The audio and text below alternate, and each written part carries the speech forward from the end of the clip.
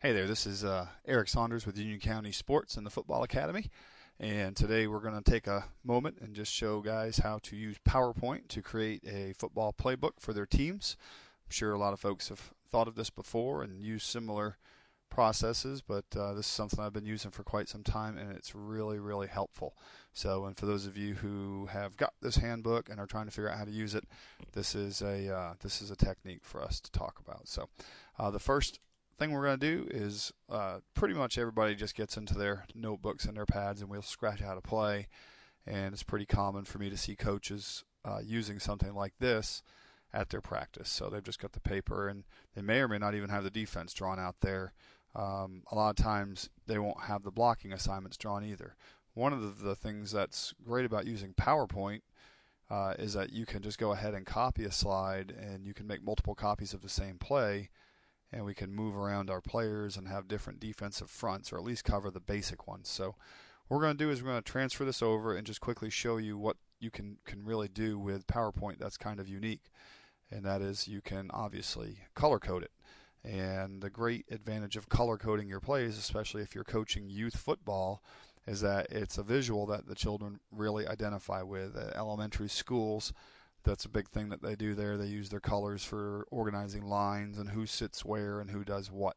So, and obviously shapes is another thing in elementary school that children are going to be using right off the bat. So I decided a long time ago to use colors, and ever since I did, it has greatly reduced the amount of time it takes me to explain to kids where we're going and what we're going to do when we get there. So actually renamed the positions in accordance with the colors as well. So I don't call my right tackle the right tackle. I call him the yellow tackle. We even call him Mr. Yellow on occasion. So we have Mr. Green, Mr. Red, Mr. Blue.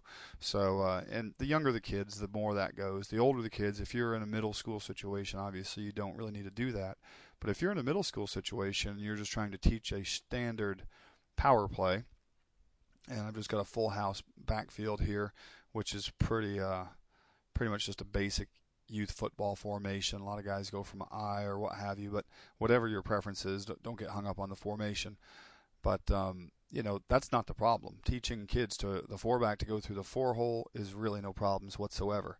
Teaching your backside guard where he needs to be can be a problem, especially if you're only showing them a 5-4 defense or a 5-3 defense, which is about all you're going to have time to do. When you get into putting in youth offense, it gets very the time that it takes to put it in, you just don't have enough time to do it. So using PowerPoint, what you can do is you can quickly make another play, and this is the 44 power, same play versus a 4-4 defense, and I've just stacked up the defense. And if you didn't like that, you can click on these things, and you can just drag them around and say, hey, those linebackers, they'd never line up behind the defensive ends. They're further outside, and you don't have this guy on the weak side. He'd be in the gap over here. See, that's where he needs to be. So you can take the playbook in PowerPoint and you can custom make it for what's good for you and what's important.